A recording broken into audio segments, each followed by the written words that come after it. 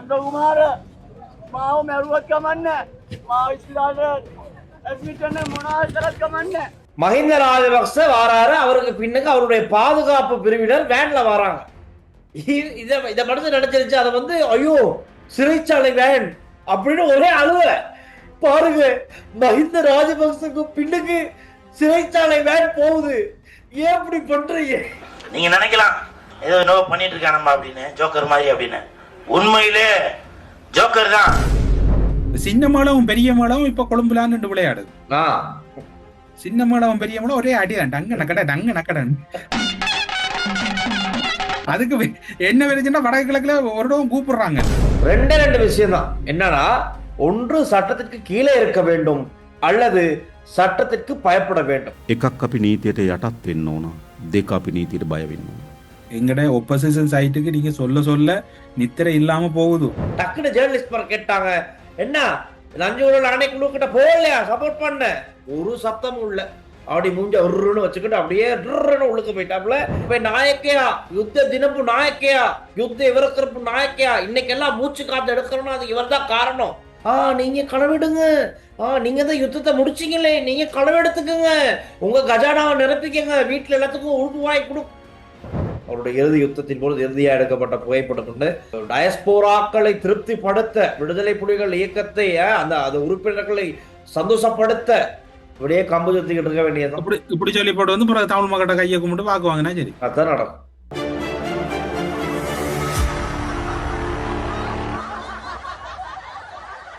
நீங்கள் வெளிநாட்டில் இருக்கும்போது உங்கள் பெற்றோரின் மருத்துவ தேவைகள் அனைத்தையும் நாங்கள் ஒருங்கிணைத்து கவனிக்கின்றோம். வருடாந்திர பதிவு, சிறப்பு தள்ளுபடி, மெடிப்ளேஸ். ஸ்ரீ காளிமாதா ஜோதிடம். பிரபல ஜோதிடர் பண்டித் மகாராஜா. தொழில், காதல், திருமணம், குழந்தை பாக்கியம் மற்றும் மந்திர சூனிய பிரச்சனைகளுக்கு நிரந்தர தீர்வு. ஹலோ அண்ணா, வணக்கம். வணக்கம், சொல்லுங்க. என்ன கதை? இன்னைக்கு ஒரே பரபரப்பு தான் கொழும்பு. என்னையா பரபரப்பு? நான் நேற்றே சொல்லிட்டேன். நேற்று நம்ம ரெண்டு பேரும் தான், நானே நீங்களும் தானே சொல்லி, நீங்க சொல்லி ஓ மண்டாதான் நடக்க போகுது நான் சொல்லி. அப்புறம் இந்த எனக்குண்ட என்ன பிடிச்சது வந்து விஜய்க்கு வாழ்த்து தெரிவிச்ச ஒரு அவர் சாதுவா ஆரண்டே தெரியாது, இந்த நீளமான இப்படி ஒரு தாடி வச்ச ஐயாவா ஐயா இல்லைன்னு தெரியாது. அவருடைய இந்த மஹிந்த ராஜபக்சக்கு ஆதரவா கதைக்கிறார். ஆனா விஜய்க்கு தமிழ்ல கழிச்சவராகும். அவரு தமிழ் ராஜபக்ச கூட்டத்துக்கு வந்தாரு, சரியா? அவர் யாரு? அது இங்கதான் கொழும்புல அங்கிட்ட சுத்திக்கு இருப்பாப்புல. வேலை வெட்டியெல்லாம் ஒண்ணும் இல்ல. இப்படி ஏதாச்சும் கூட்டத்துக்கு கூட்டு போனா, அது அன்னைக்கு கூட ரஞ்சன் ராமநாயக்க அவருடைய திரைப்படம் ஒண்ணு வெளியாகிடுச்சு. அதுல பெண்ணுக்கு போயிட்டு ரஞ்சன் ராமநாயக்க இன்டர்வியூ எடுக்கிறாங்க, ஒரு பின்னுக்கு இருந்தது அப்படி அப்படி பாத்துக்கு இருக்குது. அப்ப அந்த மாதிரி ஆட்கள் தான் ராஜபக்ச. இப்படி சொல்ல போறேன், இல்ல விஜய்க்கு ஆதரவா குரல் கொடுத்து மைந்தவுக்கும் ஆதரவா குரல் கொடுக்குறாரு. கதைக்கு சொல்றீங்களா? எல்லாத்துக்கும் கதைக்காது. Thalapathy Vijay sir, congratulation, Tamil Nadu election, you are the win and I am from Sri Lanka and I ஆம் ஸ்ரீலங்கன் தமிழ். නන්දකුමාර මාව මැරුවත් කමන්න මාව ඉස්ලාට ඇඩ්මිට් වෙන්න මොනවා කරත් කමන්න. මා ඉරේ දැම්මත් ගන්න මම මේ කියන ඇත්ත. මොකද උඹ වුණත් අද රජපුටුවේ ඉඳගෙන ඉන්නේ. මහින්ද මහත්තයාට පින් සිද්ධ වෙන්න. හැබැයි උඹේ පුළු පවුලටම හත්මුරු පරම්පරාවටම හෙන ගන්නවා. මොකද 150 වෙන හෙන ගන්නවා. මේ වගේ මිනිස්සෙක් ඉරේ දාලා ජීවිතේ නැති කරොත් උඹ සම්පූර්ණ උඹලා 159ම වගේ කියන්න ඕනේ. හරිද? මට ඇත්තට මට දැනෙනවා ඒක. ஜேகே கேட்கிற என்ன வாழ் சொல்லிட்டு எல்லாம் ஐயோ நன்றி அப்படி இப்படி அதான் என்ன பேசுறாருன்னு விளங்காது. ஒரே குழப்பம், அந்த பேச்சிலே குழப்பம். அப்ப இன்னைக்கு என்ன நடந்துச்சுன்னா, இன்னைக்கு பெரிய குழப்பத்தை உருவாக்கி விட்டாரு மனுஷன். என்னன்னா, மஹிந்த ராஜபக்ச வாராரு, அவருக்கு பின்னுக்கு அவருடைய பாதுகாப்பு பிரிவினர் வேன்ல வராங்க. இதை மனுஷன் நினைச்சிருச்சு. அதை வந்து ஐயோ சிறைச்சாலை வேன் அப்படின்னு ஒரே அழுவ பாருங்க.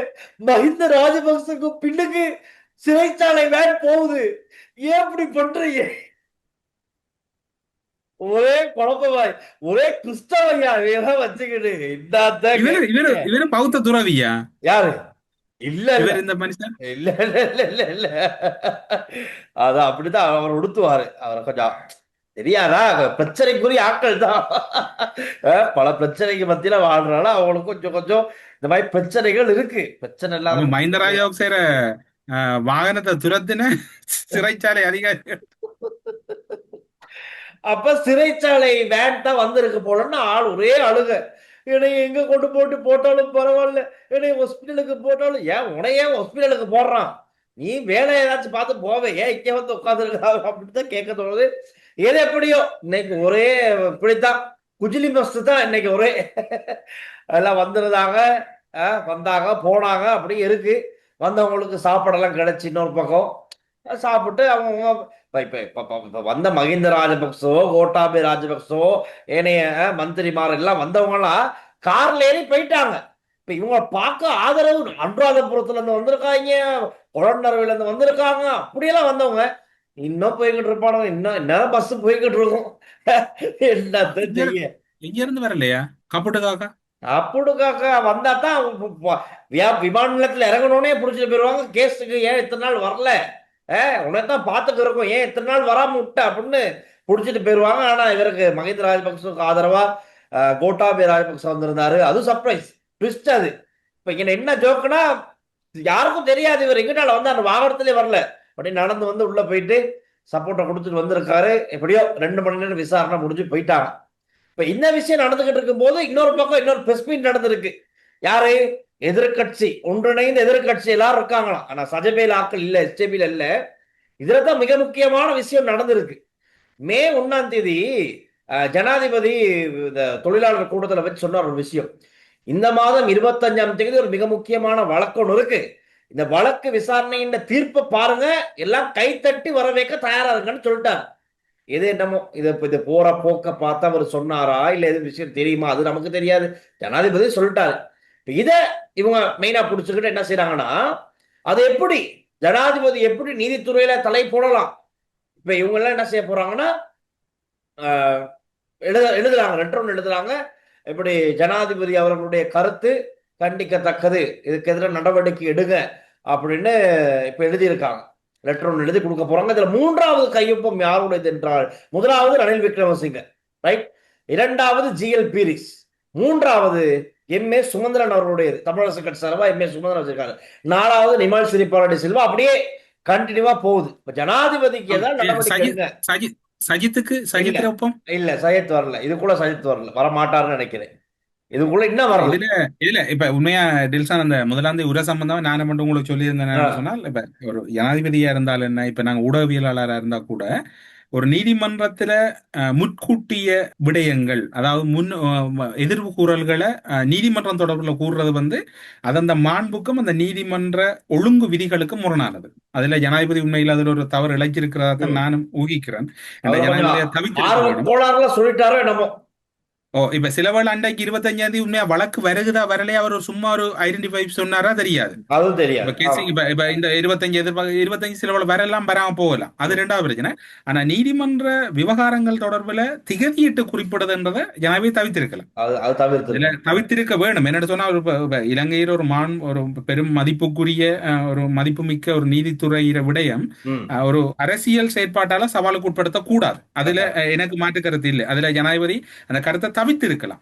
இப்ப நாடாளுமன்றத்துக்கு உள்ளுக்குள்ள சொன்னா பிரிவிலேஜ பயன்படுத்திட்டு போயிடலாம். இது நாடாளுமன்றத்துக்கு வெளியில சொன்னது வந்து உண்மையில் அது ஒரு என்ன சொல்ற ஒரு சர்ச்சைக்குரிய விடயம் தான். அதை ஏற்க முடியாது, அதுல நியாயப்படுத்த முடியாது.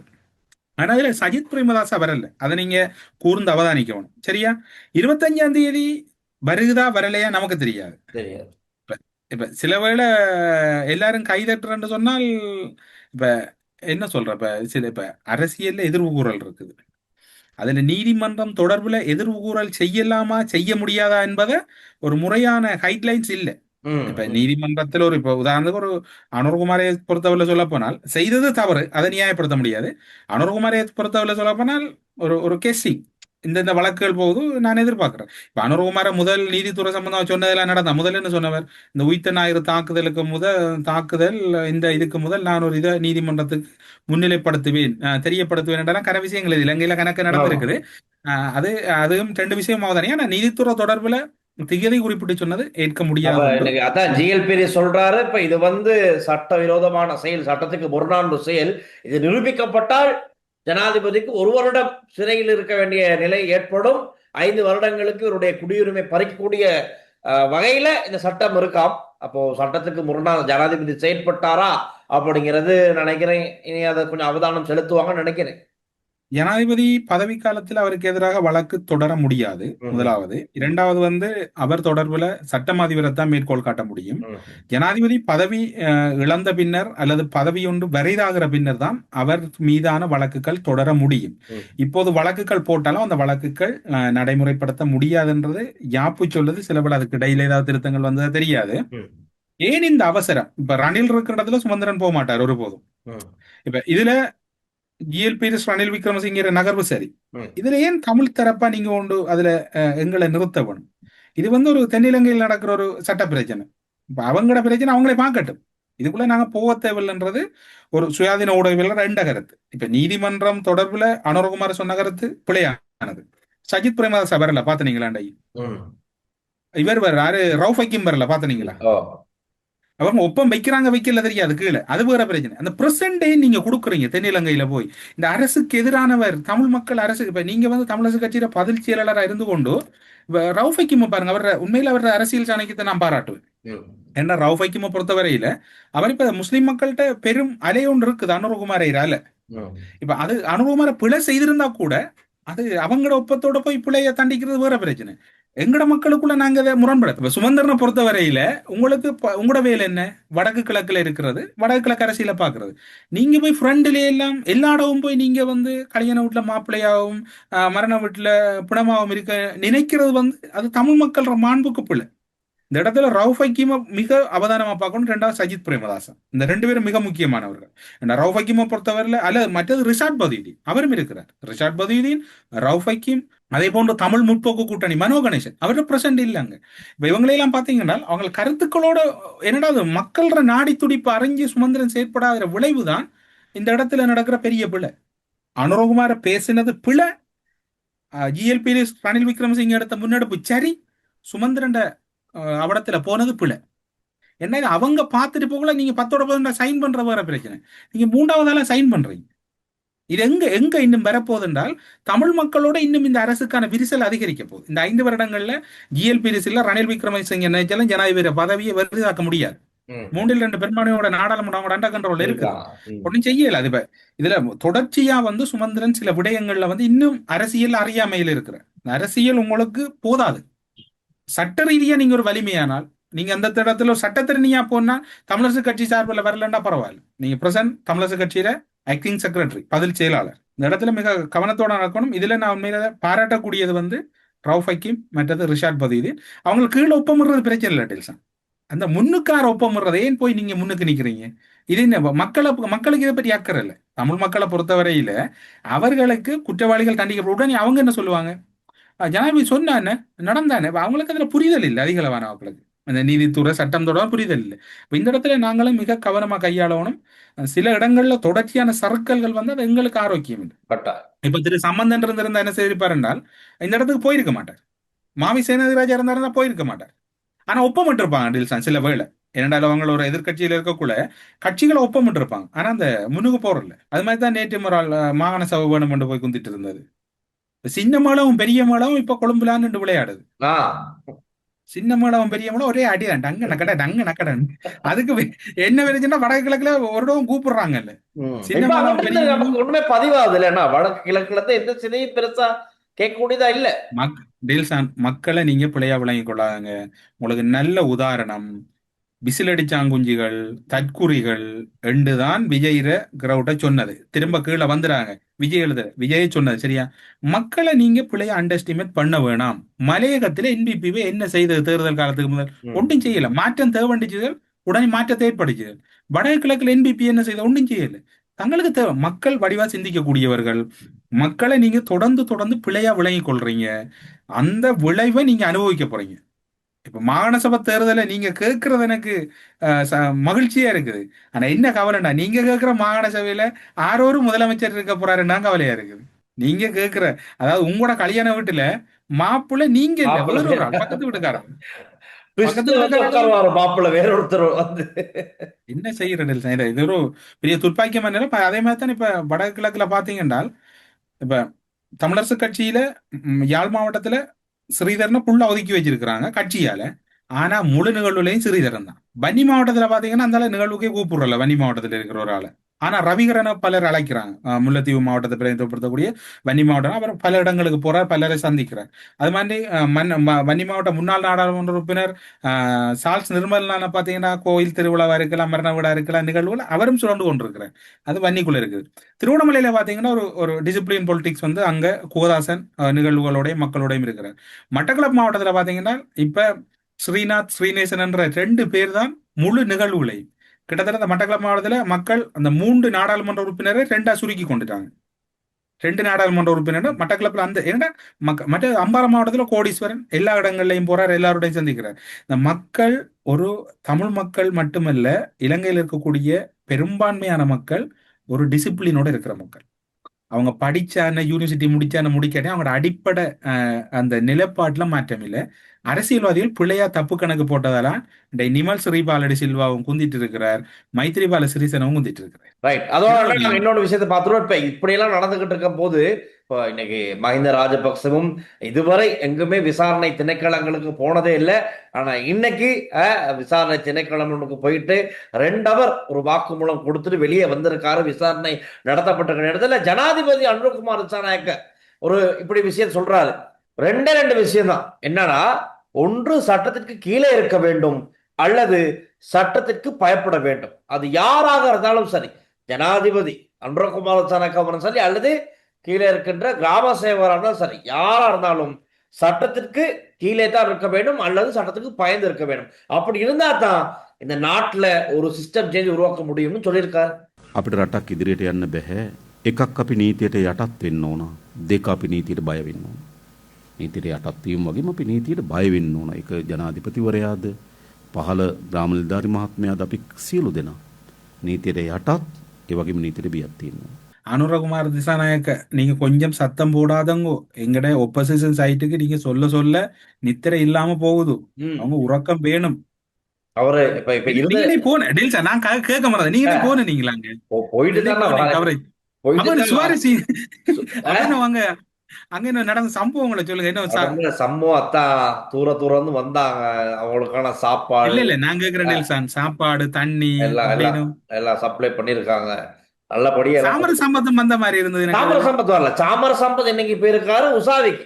இன்னைக்கு நீதிமன்ற வழக்கு. அப்ப நீதிமன்றத்துக்கிட்ட கேட்கிறாங்க, கொழும்பு புதுக்கடை நீதிமன்றத்துக்கு வாராரு இறங்கி. அப்படி டக்குன்னு ஜேர்னலிஸ்ட் கேட்டாங்க, என்ன லஞ்ச ஊழல் ஆணைக்குழு கிட்ட போகலையா சப்போர்ட் பண்ண?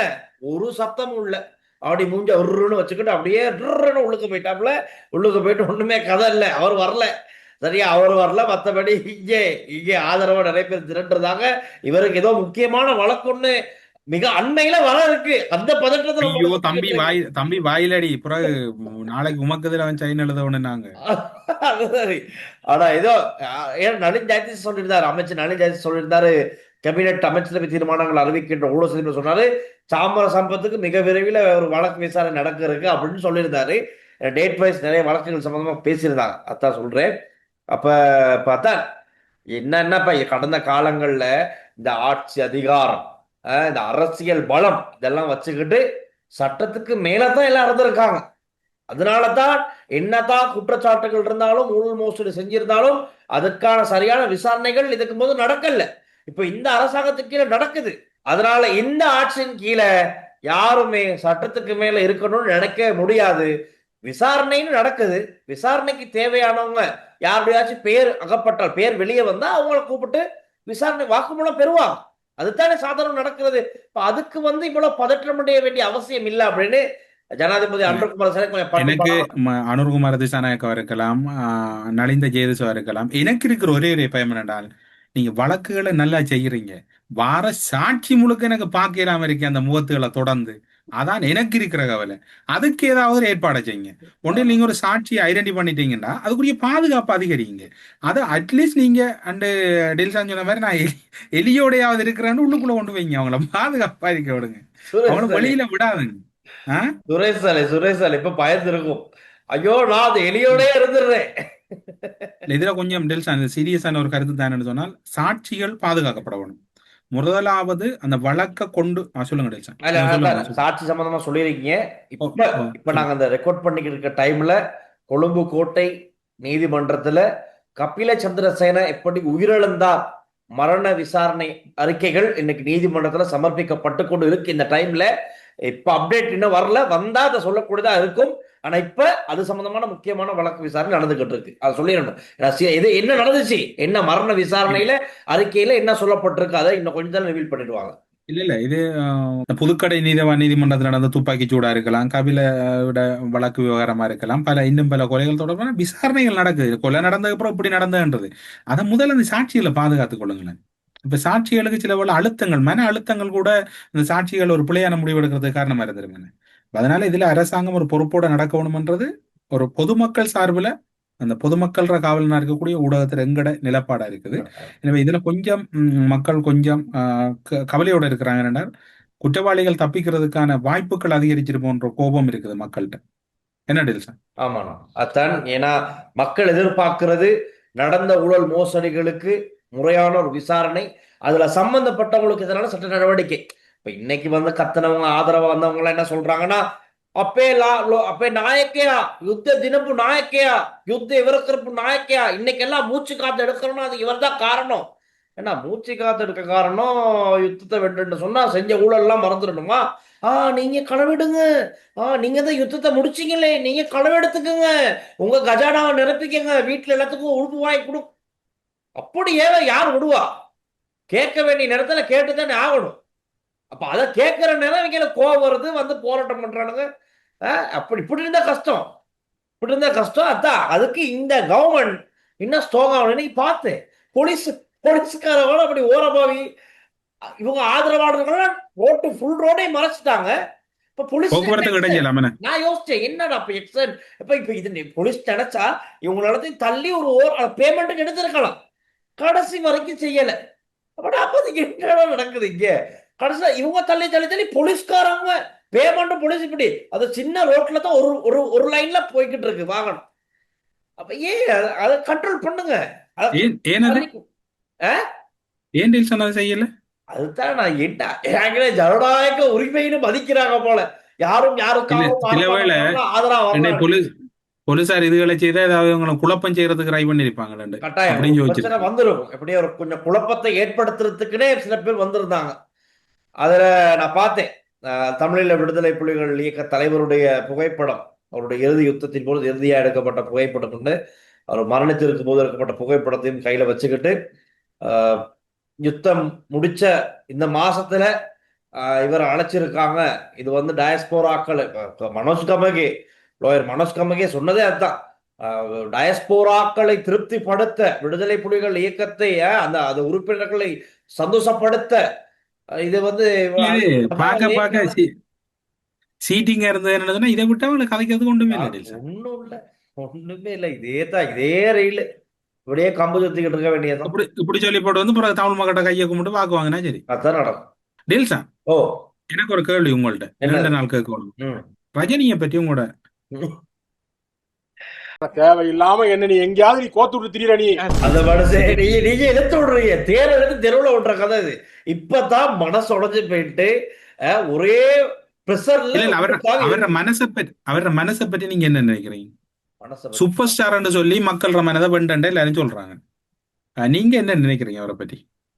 நான் என்ன நினைக்கிறேன், வாரேன்ட்டு கடைசியில அவரோட ரசிகர்களை ஸ்கேம் பண்ணி விட்டுருக்காரு. ஸ்கேம் பண்ண ஒரு மனிதர் தான் ரஜினி. ஆனா அவருடைய திரையுலக வேறு, அதை பத்தி நம்ம கதைக்க இதே இல்லை. நமக்கு எது அது அப்பா சூப்பர் ஸ்டார் தான் திரையுலகத்துல. ஆனா அதை தாண்டி இந்த அரசியலுங்கிற சப்ஜெக்ட மனுஷன் கையில் அடிச்சு, இந்த கமல்ஹாசன் அப்படித்தானே. திரையுலகம் வேறு, இந்த வெளியில உலகம் வேறா இருக்கு. அது சொல்றதுக்கு ஒண்ணும் இல்லை. என்னத்தான் கமலஹாசன மையத்துல ஒரு ஏரியா படுக்க வச்சு விட்டது. கட்சி இருக்கா இல்லையானே தெரியல. இல்ல ஏனடா கேட்டேன் ரெண்டாக்கி இப்ப என்னன்னு சொல்றேன், இப்ப அரசியல் கதைக்கிறேன்ல எப்பவும் வந்து ஒரு பொது வாழ்க்கையில இருக்கிறவங்களோட மனசு நல்லா இருக்கணும். சரியா டெல்சா? இப்ப பொது வாழ்க்கையில இருக்கிறவங்களோட மனசு எப்பவும் நல்லா இருக்கணும். விரும்புவதற்கு நேசிப்பதற்கும் வேற்றுமைகள் என்னென்றால், விரும்புறதுக்கு நேசிக்கிறதுக்கும் வேற்றுமை என்னன்னு சொன்னால், செடியில் பூ பூக்கிறது, அதை நீ விரும்பினால் என்றால் மதிப்பு வைத்து வருவாய். ஒரு செடியில பூ பூக்குது உங்களோட வீட்டிலேயோ அல்லது அயல் வீட்டிலேயோ, அதை நீ மதிப்பு வச்சு வருவாய். அந்த பூவை நீ நேசிக்கிறாய் என்றால் அதை நீரூற்றி பராமரித்து அதில் அழகு பார்த்து வளர்த்து வருவாய். அந்த பூவை நீ வந்து பார்க்கக்குள்ள என்ன செய்வான்னு சொன்னால், பூ என்ன விரும்பினா நீ பார்த்து ரசிப்பா, அதுல உனக்கு வந்து நேசிக்கிறாய், உண்மையா அளவு கடந்து நேசிக்கிறாய் என்றால் அதை உண்மையா என்ன சொல்ற, அந்த தண்ணி ஊத்தி செடிக்கு பூக்களுக்கு வடிவானி பராமரிப்பு, அதை உண்மையா நேசிக்கிறேன். இது மாதிரி தான் எங்களோட வீடுகள்ல அன்பை நாங்க பொழிகிறோம்னு சொன்னால், இப்போ உதாரணத்துக்கு சர்ப்ரைஸ்ன்றது வந்து எல்லாமே வந்து ஒவ்வொரு நாளும் பெரிய கெசையும் கொடுக்குறோம் இல்லை, போக்குள்ள குறைஞ்சது எங்களால முடிஞ்சது ஏதோ ஒரு என்ன சொல்ல பிஸ்கெட் பாக்கெட் என்னத்தையோ அம்மாக்கோ மனைவிக்கோ பிள்ளைக்கோ வாங்கிட்டு போகல, அங்க வந்து எங்களோட அன்பு வந்து என்ன நடக்குது, இந்த அன்பை நாங்க கூடுதலா ஊட்டி வளர்க்குறோம், அங்க நேசிக்கிறதுக்குரிய அடையாளம் வெளிப்படுது. அது மாதிரி இப்ப இப்ப இதேன்னு சொன்ன நான் இந்த கருத்தை இப்ப நேற்று நான் எனக்கு கூடுதலா இந்த ஒரு ஏதோ ஒன்று தேடிட்டு போகல இந்த கருத்து இருந்தது. இப்ப கூடுதலா பாருங்க, அந்த எல்லாம் வந்து என்ன சொல்ற, நேசிக்கிற அந்த விரும்புற இடத்துல வந்து எல்லாம் காட்சிகளா இருக்கும், நேசிக்கிற இடத்துல எல்லாம் வந்து வெறுமையா இருக்கும். இந்த ரெண்டையும் மாற்றிக்கொள்றது மனிதர்கள வாழ்க்கைக்கு அமைதி ஏற்படுத்தும். ரஜினிகாந்த் கூடுதலா மலைக்கு போறண்டுவாங்க, மலைக்கு போகலன்னுவாங்க, அமைதியா இருக்குன்னா இப்ப நான் பார்த்த அளவுல அவர் மனம் சுத்தம் இல்லை. ஏனென்றால் அவர் எனக்கு தெரிஞ்ச, இப்ப நான் பெயர் சொல்லல, எனக்கு தெரிஞ்ச தமிழகத்தில் இருக்கக்கூடிய முக்கியஸ்தர் சில சொன்னது, உண்மையா விஜய் வந்துட்டா ரியலி ரெண்டு கனவிற்கு போன் பண்ணிருக்கிறார் ரஜினிகாந்த். அது மட்டும் இல்ல, விமான நிலையத்துல விஜய் வெற்றி பெற்றதை பற்றி என்ன நினைக்கிறீங்கன்னு கேட்க ஆக குறைஞ்சது இப்ப உண்மையில இந்த இடத்துல கமலஹாசனை போட்டவனும் மாண்போட வாழ்த்துக்கள் எதுவும் சொல்லாம போறாரு. மனம் என்ன ஐயா உன்னையெல்லாம், நீ ஒரு சூப்பர் ஸ்டார்ன்றதும் மேல திரையுலகத்துல தான், வாழ்க்கையில் இல்ல. உங்களோட வயசு என்ன, இன்றைக்கு உங்களோட வயது என்ன, 75 74 வயதாகுது. இனி இருக்க போற நீங்க ஒரு முன்னுதாரணமா இருக்க வேண்டிய இவரு தானா அந்த டிஎம்கே ஏடிஎம்கே அலைன்ஸ் ஃபார்ம் பண்ண வழிகிட்டாங்க. அது மட்டும் இல்ல, திருமாவளவனை வந்து முதலமைச்சர் ஆக்குறதுக்கு டிஎம்கே ஏடிஎம்கேயும் இணைஞ்சு செய்யறதுக்கான பிளான்ல பின்னணியில இருந்தது ரஜினிகாந்த் தானு தமிழகத்துல இருந்து சில தகவல்கள் வந்து இருக்கு. இவர் தான் பின்னுக்கு இருந்து கொஞ்சம் வேலைப்பாடு பார்த்துருக்கதா. நம்முடைய மூதாதையர்கள் சொல்லுவாங்க, மனம் போல வாழ்க்கை என்றுவாங்க. உங்களோட மனம் எப்படி இருக்கோ அது போல உங்களோட வாழ்க்கை இருக்கும் செழிப்பா. அதுதான் ரஜினிகாந்துக்கு நான் சொல்றேன். ரஜினிகாந்த் என்ன பொறுத்தவரை முதல் நான் மரியாதைக்குரிய ரஜினிகாந்த். இப்ப கிட்டத்தட்ட சொல்ல போனா ரஜினிகாந்த்ன்றதெல்லாம் தமிழ் திரையுலகத்துல மக்கள் பார்த்து கொண்டாடின அளவுக்கு இல்ல, பொது வாழ்க்கையில ஒரு அசிங்கம், பொது வாழ்க்கையில் அசிங்கம். இந்த இடத்துல கமலஹாசனா இருக்கலாம், அல்லது திராவிட முன்னேற்ற கழகத்தில தலைவர் ஸ்டாலினா இருக்கலாம், அதே போன்று எதிர்கட்சியில் இருக்கக்கூடிய அத்துணை பேர் உதாரணத்துக்கு அதுல எல்லாரையும் வந்து ஒரு கண்ணியத்தோட நடந்து கொண்டாங்க. ஒரு சில வேளை இவருக்கு ஒரு நோக்கம் இருந்திருக்கலாம், விஜய் எல்லார வீட்டுக்கும் போற மாதிரி தண்ட வீட்டுக்கும் ஒருவேளை வரப்போறன்னு வந்துருவாருன்னு ஓடுனதாவும் இருக்கலாம். நான் அப்படிதான் பாக்குறேன். நான் மீம் ஒண்ணு பார்த்தேன். அது மீமா, அது வந்து ரியல்ல மீம். வீட்டு பாய்ஸ்கள் அவர் வீட்டு முன்னுக்கு ஒரு பூச்சடை வச்சுக்கிட்டு வெயிட் பண்ணிக்கிருக்காரு. நான் தான் சூப்பர் ஸ்டார், என்னையும் இப்ப இன்னும் கொஞ்சத்துல தேடி வர வாய்ப்பு இருக்குன்னு வெயிட் பண்ணிக்கிருக்காரு. அது டைமை மாத்தி நேரம் இரவு 10 மணி இன்னும் வரவில்லை. அதே கமலஹாசனும் குறிச்சு, நானும் ஒரு பெரிய கட்சி தலைவரா இருக்கேன், என்னை வந்து பாப்பாருன்னு எதிர்பார்க்கிறேன், இன்னும் காணும் அப்படின்னு இருக்கு. என்ன செய்ய எப்பவும் டேல்சான் உங்களோட இப்ப அதான் நான் இப்ப இதுல சொன்ன மாதிரி என்ன சொல்ற, விருப்பத்துக்கும் நேசிப்பதற்கும் வேற்றுமைகள் இருக்கிறது. அந்த என்ன சொல்ற உதாரணம் சொல்ல போனா, இந்த விரும்பினார் என்றால் அதுக்கு மதிப்பு இருக்கும். நீங்க ஒரு ஆளை இப்ப எங்கட வாழ்க்கையில அப்படித்தான், எங்கட வாழ்க்கை தான் மற்றவர்கள் எங்கள் மீது வைத்திருக்கிற மதிப்பை தீர்மானிக்கும். எங்கட தனிப்பட்ட வாழ்க்கை, குடும்பத்துல மனைவி எங்களை மதிக்கிறதுக்கும், அதே போன்று பொது வாழ்க்கையில மக்கள் எங்களை நேசிக்கிறதுக்கும் எங்களோட வாழ்க்கை தான் காரணம். எங்களோட வாழ்க்கையில் ஒரு சிறு கீறல் விழும் என்றால் எங்களை மக்கள் தூக்கி எறிவாரு. இப்ப நல்ல உதாரணம் வடக்கு கிழக்குல எங்களோட பதில் செயலாளர், அதே போன்று பல இடங்கள்ல இது மக்கள் தூக்கி எறிஞ்சிருக்கிறாங்க.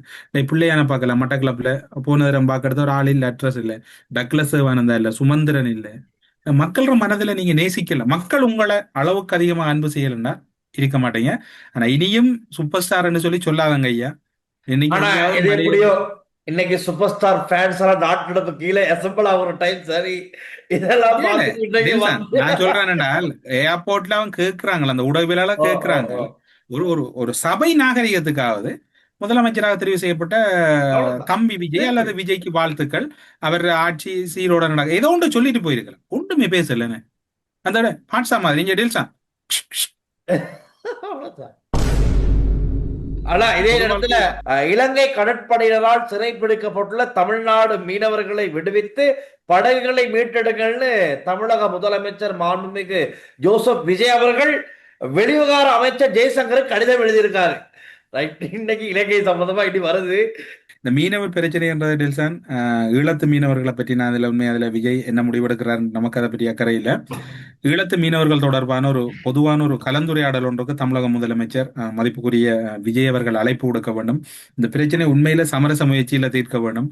இது ஒரு பெரிய 2 நாட்டு மீனவர்களுக்கு இடையில இருக்கக்கூடிய பெரிய மனக்கசப்புகளை ஏற்படுத்துறது. தமிழகத்திலிருந்து ஈழப்பகுதிகளுக்குள்ள வரக்கூடிய அதிக அளவான ஆழ்கடல் மீன்பிடி படகுகள் தமிழகத்துக்கு சொந்தமானது இல்லை. அது ஆந்திரா கேரளாவுக்கு சொந்தமான படகுகள்லாம் இங்கே வருது. படகு இலங்கை கடல் எல்லைக்குள்ள மூவ் பண்ணாலே அதை அரெஸ்ட் பண்ணத்தான் முடியும், அதுக்கு நடவடிக்கை எடுக்கத்தான் முடியும். அதுல தமிழகத்துல எங்களுக்கு விஜய் இல்ல, ரஜினி இல்ல, கமலஹாசன் அதுல மாற்றம் இல்லை. எங்கட மீனவர் விவகாரத்தில் நாங்க விட்டு கொடுக்க தயாரில்லை. அதுல ராஜேந்திரம் இல்ல, எங்களுக்கு என்ன நெருக்கடி வந்தாலும் பரவாயில்ல. இதான் எங்கட நிலப்பாடு. அதுல விஜயும் புதுசா வந்திருக்கிறார். நீங்க கதைக்கிறதுக்கான ஒரு ஸ்பேஸ் ஏற்படுத்துங்க. கதைக்கிறதுக்கு மீனவ சமாஜங்கள், அரசியல் தலைவர்களோட ஒரு கலந்துரையாடுங்க. இந்த எதிர்பார்ப்பு ஈழத்தமிழர்கள்ட்ட இருக்குது. ஈழத்தமிழர்கள் உங்களை கொண்டாடுறாங்க. அந்த நம்பிக்கைக்கு நீங்களும் பாத்திரமா நடந்து கொள்ளுங்க. ஓகே சார், இந்த கருத்து தான். போயிட்டு வாங்க. நன்றி, வணக்கம்.